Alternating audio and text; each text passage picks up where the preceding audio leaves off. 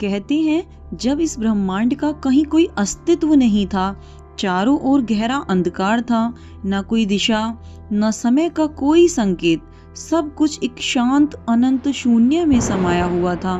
कल्पना कीजिए एक ऐसा संसार जहाँ ना कोई आवाज हो, ना कोई प्रकाश, सिर्फ सन्नाटा, और उसी सन्नाटे के बीच एक दिव्य ऊर्जा का उदय हुआ। एक ऐसी शक्ति जिसने सृष्टि की शुरुआत की, वो थी माँ कूष्मांडा।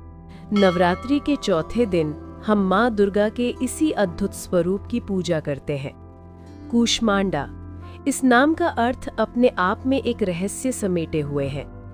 कू यानी छोटा, ऊष्मा यानी ऊर्जा, और अंड यानी ब्रह्मांड, अर्थात वो देवी जिन्होंने अपनी सूक्ष्म ऊर्जा से पूरे ब्रह्मांड की रचना की।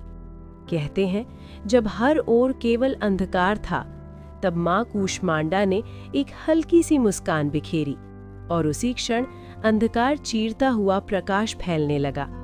उनकी उस दिव्य मुस्कान से सूर्य का जन्म हुआ और उसी सूर्य से पूरी सृष्टि को जीवन और ऊर्जा मिली। मान्यता है कि माँ कूष्मांडा स्वयं सूर्य मंडल के भीतर निवास करती हैं और उनकी आभा इतनी तेजस्वी है कि उसे सहन कर पाना किसी भी जीव के लिए संभव नहीं। माँ का स्वरूप अत्यंत दिव्य और तेजमय होता है। उनके 8 हाथ होते हैं, इसीलिए उन्हें अष्टभुजा देवी कहा जाता है। उनके हाथों में कमल, धनुष, बाण, चक्र, गदा, अमृत कलश और जप माला होती है और एक हाथ में सिद्धियां प्रदान करने वाली माला होती है। माँ का वाहन सिंह है, जो शक्ति और साहस का प्रतीक है, लेकिन माँ का चेहरा हमेशा शांत, सौम्य और मुस्कुराता हुआ रहता है। यही उनकी सबसे बड़ी विशेषता है, असीम शक्ति के साथ पूर्ण संतुलन।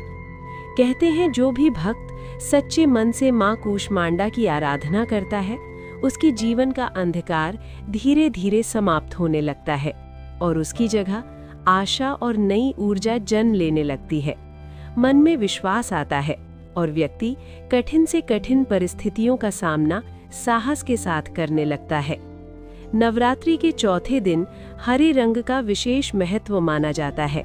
हरा रंग जीवन, विकास और सकारात्मकता का प्रतीक है।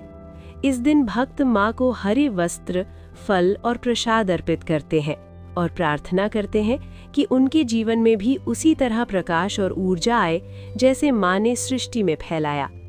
आध्यात्मिक दृष्टि से भी ये दिन अत्यंत महत्वपूर्ण माना जाता है। योग परंपरा के अनुसार ये अनाहत चक्र से जुड़ा होता है। ये चक्र हमारे हृदय में स्थित होता है और प्रेम, करुणा और संतुलन का केंद्र माना जाता है।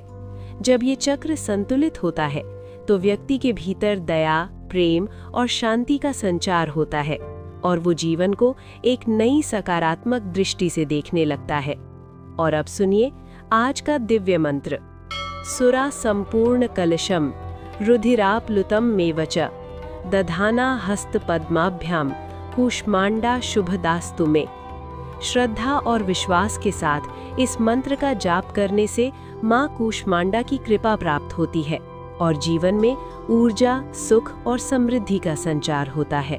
अगर इस पूरी कथा को आज की जिंदगी से जोड़कर देखें तो माँ कूष्मांडा हमें यह सिखाती हैं कि चाहे जीवन में कितना भी अंधकार क्यों ना हो, एक छोटी सी सकारात्मक सोच, एक सच्ची मुस्कान सब कुछ बदल सकती है।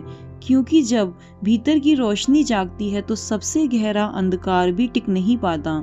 तो इस नवरात्रि माँ कूष्मांडा की पूजा करें और अपने जीवन में ऊर्जा, प्रकाश और सकारात्मकता को आमंत्रित करें।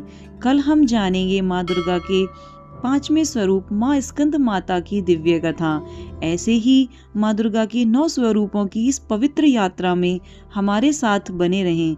धर्मावा को सब्सक्राइब जरूर करें। जय माता दी।